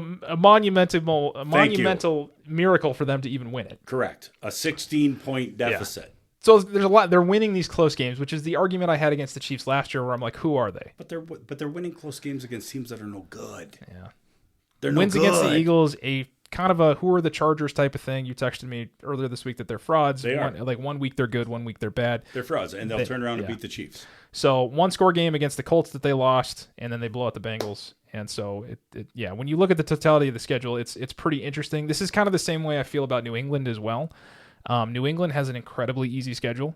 Like, it might be one of the easiest schedules I've ever seen put to paper, and they're tops in their division. They're tops in the league right now at 9-2. But most of their wins have come against subpar talent. Yep, for sure. Yep. But I think as poorly as the Chiefs have played consistently this year, that's a big win for the Broncos just based on how the Chiefs have dominated that division and trying to get that monkey off their back, for lack of a better phrase. And the Eagles win is good. So I don't know. It's interesting. 6-7? 6-7? Is that what that was? No, that is not what that Pull was. up the Broncos' remaining schedule because It's right here. We're going to have fun. It's right here. You So ready? they got six games left against the Commanders, who are whatever, the Raiders, who are whatever. Raiders game will be close because it's divisional, and the Raiders actually damn near beat them last time. It was 10-7. I think their last 4 games. I think they lose to the Packers. I think they lose to the Jaguars. Chiefs will get them in Arrowhead, and they might drop another one to the Chargers. They could realistically, and this isn't me being a homer and a Denver hater, they could realistically drop their last 4. They could. I mean, those are 2 divisional games, and then against 2 kind of like. And when it's all said and done, they so come what out version of 11-6. these 2 teams in the Jaguars and the Packers are you going to get at home? Well, You're going to get a team that is starting to dial in for playoff run. Is what you're going to get. Jaguars, I don't know what they are. I mean, they beat Kansas City, but that's not really much anymore. They just beat the brakes off the Chargers. That's exactly. So that's a much better confidence builder if you're a Jaguar fan. I think Denver could potentially and might lose the final 4 games. And all of a sudden they're a 2-loss team and they become a 6-loss team. And somebody, not the Chiefs, but somebody might actually sneak ahead and take that division from them. I don't know. They lose to the Chargers. That makes it more interesting. I'm not sold on them 100%. I'm not. And it's not because I'm a Bronco hater. It's just I'm not sold on them. Yeah. I don't know. It's obviously you got to play your schedule, right? They don't get to make their schedule. It just is what it is. They're all professional teams, whatever else. It's the same way that I feel about the Patriots. The Patriots do have one legitimate win against the Bills, but then you look at everything else where they have a loss to the Raiders, who aren't good. They've beat a Dolphins team that has no idea what planet they're on, let alone what sport they're playing. Yeah, they've won 2 straight. Okay, sure. They have a good win against the Bills, but I mean, you talk about that being a conspiracy anyway. They lose to the Steelers, who you're not really sure who you're going to get from week to week. They're still trying to figure that out. They're old, is what it is. They beat the Panthers, they beat the Bills, they beat the Saints, they beat the Titans. Those are all, outside of the Bills, not great. Panthers are kind of hitting their stride. They're surprising, actually, if you look at their record. Browns are bad. Falcons are bad. They do have a good win against the Bucs, so I would say two of their wins are actually pretty quality wins against the Bucs and the Bills. So and they're kind of handling teams they should handle. Yeah, so I can give them a little bit more credit for those, but then you look at their remaining schedule. It's the Bengals, it's the Giants, it's the Dolphins, it's the Jets again, and then they've got 2 games mixed in there with where they got to play the Bills again, they got to play the Ravens. Yeah. So Ravens are kind of hitting their stride. They're up and coming. It's funny how we were like, oh, they're dead in the water, and then here they are, like they still have the best odds, even when they were sitting at 3 wins to win that division. And not going to get it done. And now we'll see. But you don't think the Ravens are going to win that division? No. Not even. So Aaron Rodgers has a fractured wrist. Doesn't matter. They don't know what they are from week to week. Nope. I've seen enough from the Ravens. They don't know the word consistent. They don't know how to play consistently. It's not going to happen. I think they're going to. And that is being spoken as a Raven hater. Really? I'm not a fan of the Fox. So they're on a 4-game win streak with games remaining against the Jets, the Bengals, the Steelers, the Bengals, the Patriots, the Packers, and the Steelers. Yep. Flock off. Don't care. They're going to make the playoffs. Oh, I'm saying they won't make the playoffs. Yeah. They're not going to win the division, though. Okay. That's interesting. Do you know what the standings are in that division right now? Don't care. I just don't like them. I know you don't, but you gotta put it. I don't have to be objective all the time. All right, show me the standings. They're 1 game back. They're 1 game back. They're 1 game back in a Steelers team that is so inconsistent it's not funny. Because the Steelers are entering their period of time where they're about to lose enough games to just finish over 500. And their quarterback going down. Yeah. So, and the Ravens, they're playing well. They're on a 4-game win streak. Burrow coming back? Is he about ready? He could be, but I mean, they're at 3-7. They got no shot, man. They're only 2 games behind. They got no shot. I don't think so. They're 3 games behind. No, behind the Ravens. Oh, well, yeah. Only 2 games back. I mean, okay, whatever. How do you feel about your Chiefs, man? What's going on? This takes me back roughly 10 to 15 to 20 years. That's kind of this is what it was to be a Chiefs fan prior to their little string of success in AFC championships. Their deal with the devil. Truly, this is what it was like to be a Chiefs fan. This is it. So we're sitting 10 games in, and we're 5-5, and we were lucky to be 5-5 back then, and we're pretty fortunate to be 5-5 right now. This is just what it's like. I really hate to admit this, but I have listened to and watched enough stuff since the Bronco game, and all season long for that matter. I've listened to and watched enough stuff that some of the comments that are being made by the talking heads and by people that probably know football a lot more than you and I do, where they are talking about predictability from coaches, when they are talking about the trends and the habits and the predictabilities and all of these things of Andy Reid, Matt Nagy, the coaching staff, it's starting to carry some weight, and you're starting to see it. You're actually starting to see some of those things shake out. So am I going to sit here and say, hey, Andy's time is over. It's time for Andy Reid to step aside. He's not keeping up with the game. He's not keeping up with the changes and all that stuff. No, I'm not going to jump that extreme. But they've got a very good wide receiver core. They've got a good quarterback. Running back wise, a little bit of a mess. Not sure what Pacheco's deal is. Kareem Hunt is carrying them. He's trying to help them right now. They got a young kid that's a rookie that could actually be a really good player for them. But they don't have an excuse to be 5-5. They've got a very good defense. They've got a very good defensive coordinator. They've got personnel offensively with a coach with that. They don't have an excuse to be 5-5, Ryan. That's where I'm at with them. They don't have an excuse to have 5 losses. Well, I mean, I wish I could click on there. I mean, I'll give them the Bills one. They lose to the Bills regular season every time they play. And then when we get to the playoffs, it's always a different story. But they're not going to sniff the playoffs this year, man. They're not. We've got Indianapolis coming to town this weekend. They still got the Chargers. They still got the Broncos. I mean, it's going to be tough for them. I don't think they're going to make the playoffs. I do not. And that is being objective. So here's the thing that I kept talking about last year, and it already kind of reared its head a couple of times in the losses that they do have. So 1-score game loss against the Chargers. 0-5. 1-score game loss against the Eagles. 0-5. 1-score game loss against the Jags. 0-5. 12-0 the last 2 seasons. 0-5 this year. Lost to the Commanders. Or the Bills, sorry. It is amazing what happened when the NFL employed UTEP. How quickly things changed for Kansas City. They're 0-5. But this is just, my dad talks about this all the time. I've played enough sports to where it's like, it's just a numbers game. If you're a good hitter, right? If you're a good hitter in baseball and you've gotten out, if you're 0 for your last 12 at bats, the chances of you getting on over the next 12 probably going to be pretty high because you are what you are, right? Yep. And I'm not saying that it's just if you're consistently winning 1-score games or you're consistently losing 1-score games, eventually that's going to turn at some point. It's going to turn. It may not be within the year. I mean, you play enough football, things kind of you're not always going to get the ball to bounce your way. No, and you've mentioned that.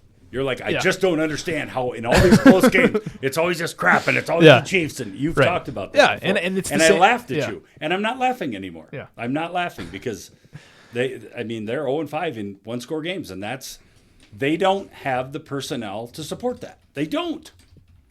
Because it's the same thing kind of going on with the Bears right now. The Bears under Ben Johnson are 5-1 in 1-score games. Prior to that, though, Kelly, and this is the inverse of it. So they were abysmal in 1-score games. I think they had only won like 4 of they were like 5-19 or something like that. Yeah. In 1-score games. Prior to that, trying to win 1-score games. Yeah. And I'm going to say 1-score games again because I just feel like if I keep saying 1-score games, somebody out there's playing a drinking game for every time I say 1-score games. I get criticized all the time for saying things twice and repeating myself. So anyway, like they have kind of flipped the script on that this year where they're winning those close games that they weren't doing that before. Whatever. They're frauds. They're frauds. I am, as a Packer fan and as a perennial Bears hater, like they've eclipsed the Vikings. They've taken my number 1 spot in teams that I never want to see be successful. They're frauds. But this is lining up, right? At least from how I feel about it and what I know about the Bears in Chicago and everything that goes on. This is one of those monumental collapses, right? They've got 7 wins, which is great. They'll probably eke out a couple other wins here, and I'm going to eat my words when they end up beating the Packers, just because we don't know who we are.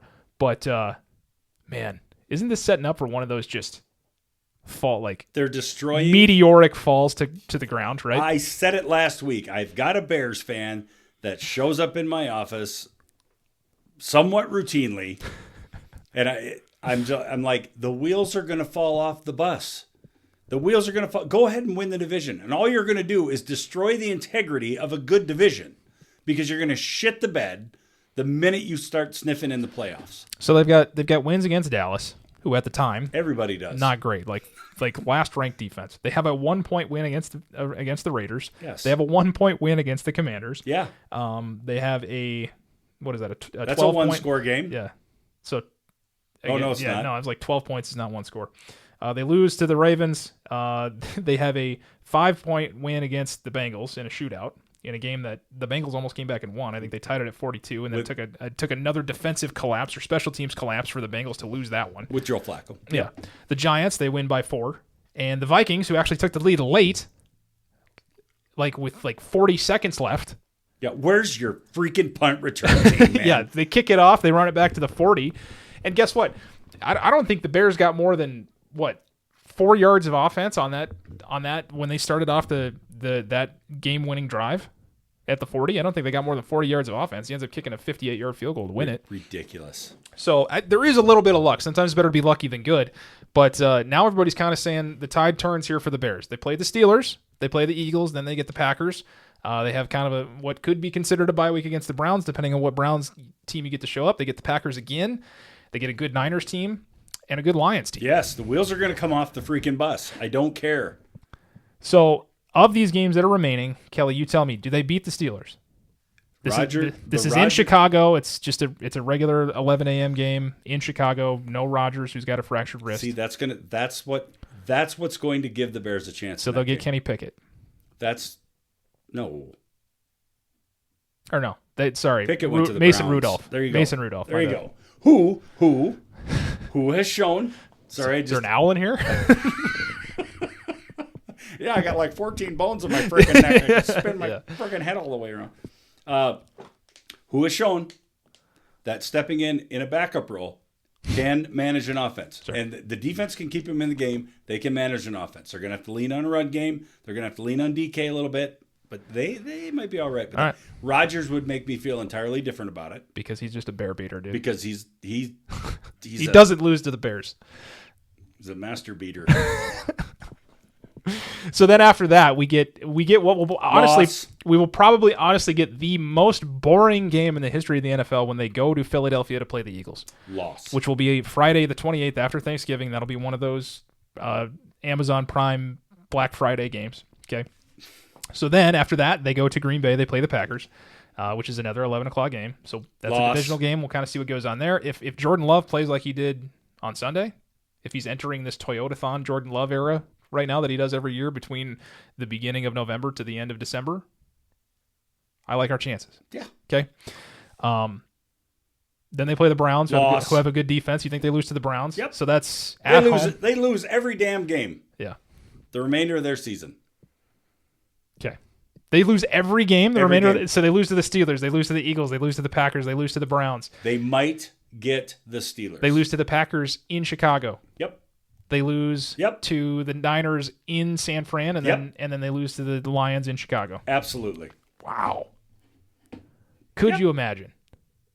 You know why that happens? 1, 2, 3, 4. You know why that happens, Ryan? 5, 6, 7 losses. So they end up what would that be? 7 and 9. Okay. Here's what's going to happen: good defense, good defense, good defense, good defense, another good defense. Guys coming back healthy, good defense, and these games are getting bigger and bigger and bigger, and there's more pressure on these games. And Caleb's gonna freaking melt. Do you know how giddy I would be if they ended up 7 and 9 after starting 7 and 2? The bed. They're gonna shit the bed. Every one of these games gets bigger, and every one of these guys have a defense that is going to make Caleb uncomfortable. That's what's going to happen. And that team goes as Caleb goes. He's not winning these games for them, so to speak. He's not. I'm looking at his stats. I'm seeing a guy that's 11 of 27 for 202 yards. He doesn't have any picks, but he's not doing anything phenomenal. And every one of those games adds more pressure because they're playing above. They're completely overachieving right now, and they're playing way outside their means. Every game gets bigger. Defenses are good. The remainder of those defenses are top 10, top 5 defenses. They're in trouble. That San Francisco game, you can laugh all you want. They're going to start getting healthy. See what happens now when Purdy comes back. See how they handled Carolina. I know it, or Arizona. I know it's Arizona. but they're starting to get healthy. They're bringing guys back, and that defense is they're good. I'm telling you, they're going to shit the bed, Brian. It's coming. All 4 wheels are coming off of that bus. They've given him credit for 5 game-winning drives. That's fine. And I guarantee you they gave him one yesterday, or for the one that happened on Sunday when the special teams let the returner run it back to the 40. And like I said, they got a total of maybe like 6 offensive yards to set him up for the field goal. But it's simply how it worked out. He Caleb had the ball in his hands on the final drive. They give that a game-winning drive. Caleb Williams' stats are this. He's got a 59% completion percentage. Yep. 2,300 yards, 13 touchdowns, 4 picks. He's got a QBR of 54.7. Yep. He's been sacked 16 times, which is a vast improvement over what was happening over the course of last year, where he was sacked 68 times. But his QBR is worse. Yep. With a sack percentage of 10.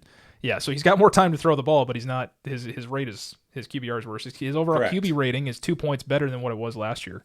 But I mean, he's on pace to have pretty much the same stats he had last year, which was 3,500 yards, 20 touchdowns, 6 picks. I mean, that's all, and they've given him credit for 5 game-winning drives. But I don't know, man. He's gonna melt. He's gonna melt.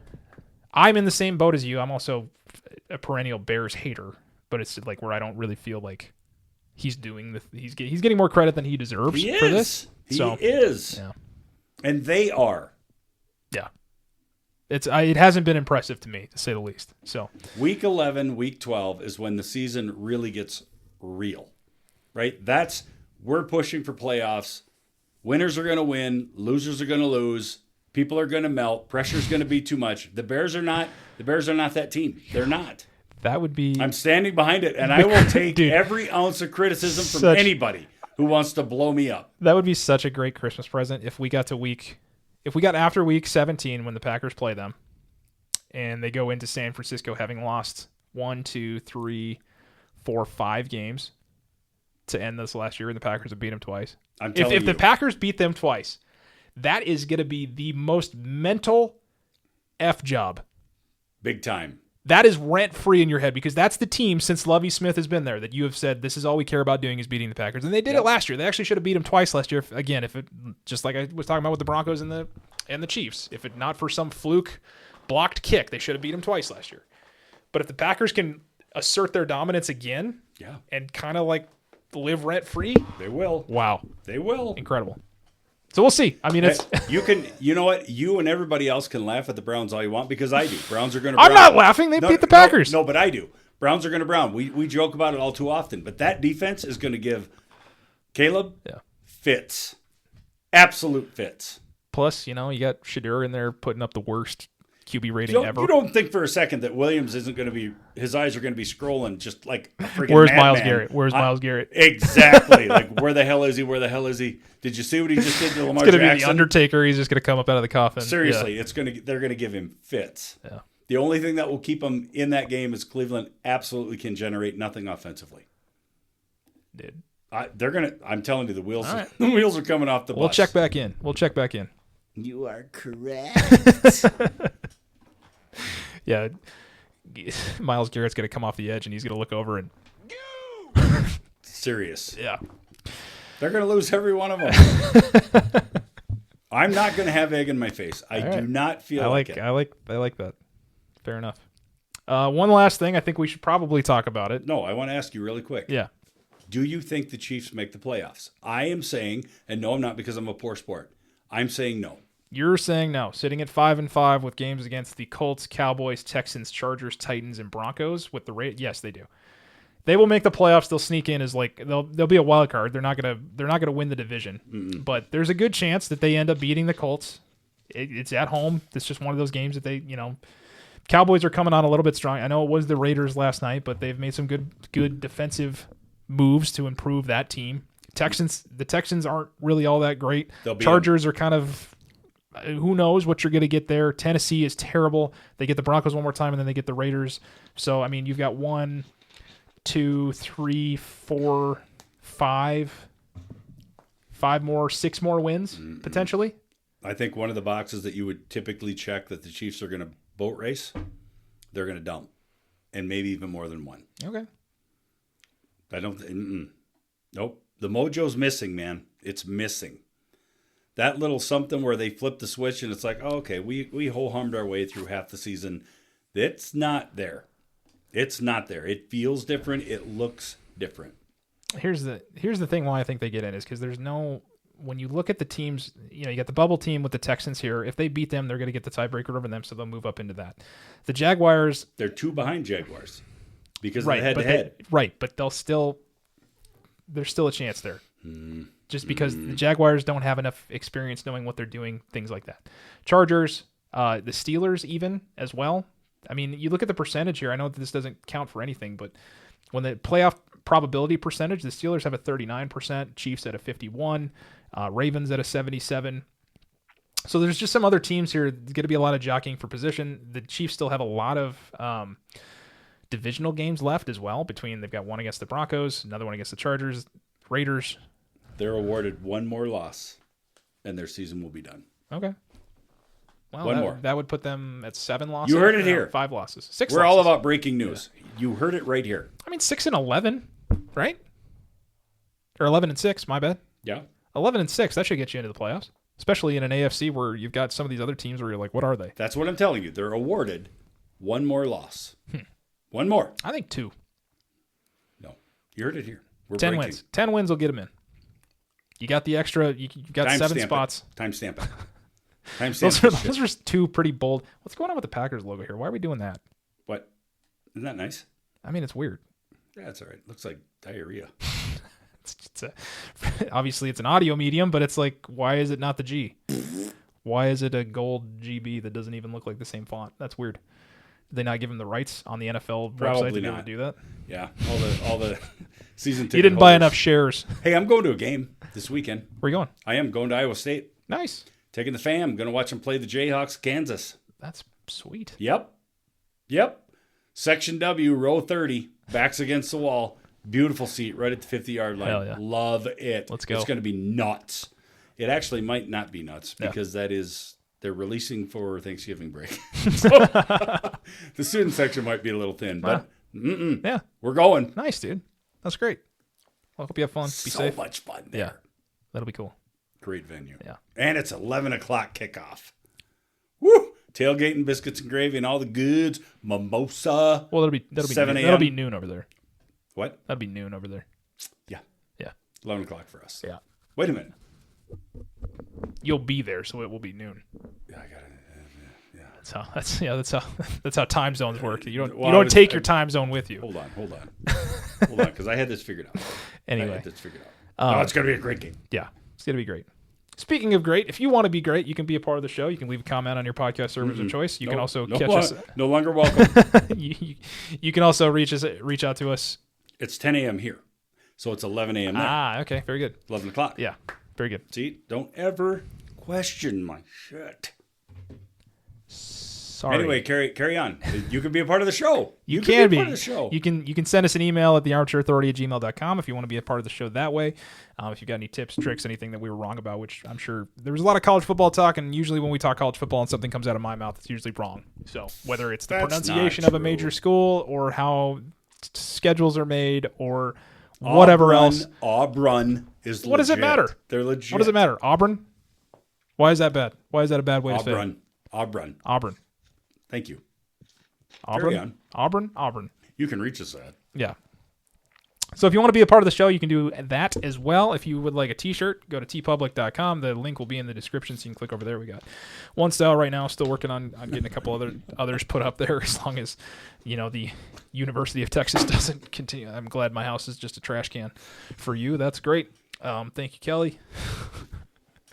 So yeah, you can get a t-shirt over there.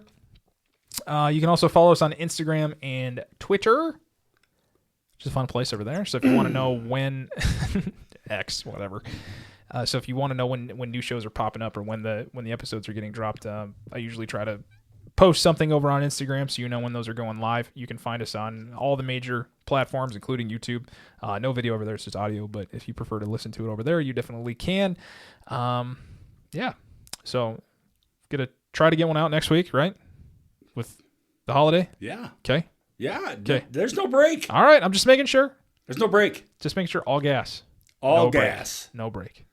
Foot in the fan belt, baby. Yeah. Everything's heating up, man. It's going to be great. Football is all consuming now, just because that's really kind of the only thing that's going on. The NBA doesn't really matter at this point. They got their stupid in-season tournament thing that nobody cares about happening. But yeah, I mean, with playoffs coming up, once you hit Thanksgiving, this is what I talked about before. This is where you really start to find out who's who in both leagues, whether it be college or pro. So stay tuned for all of those conversations. There was a couple other things we could have talked about today, but I don't really care about talking about somebody that got spit on. That was really the only other major thing with Jamar Chase Nobody cares. Nobody cares. And Jalen Ramsey. So, if somebody spit on you, is that like the most demeaning thing somebody can do?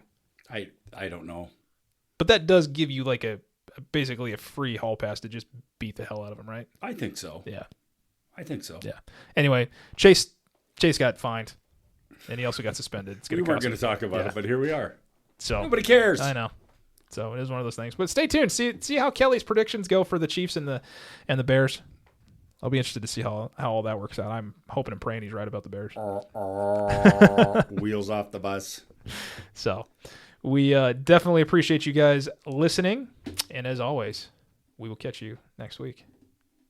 Care more. Be better. Don't be you. They know the game, but they're keeping it fun. Poking fun at the stats, they're second to none. From fantasy leagues, The cream of the crop.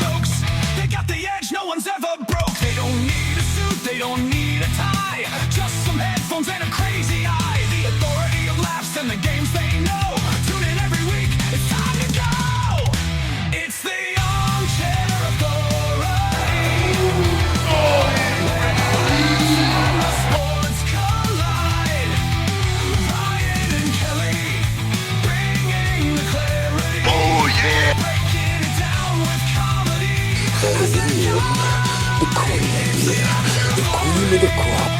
And the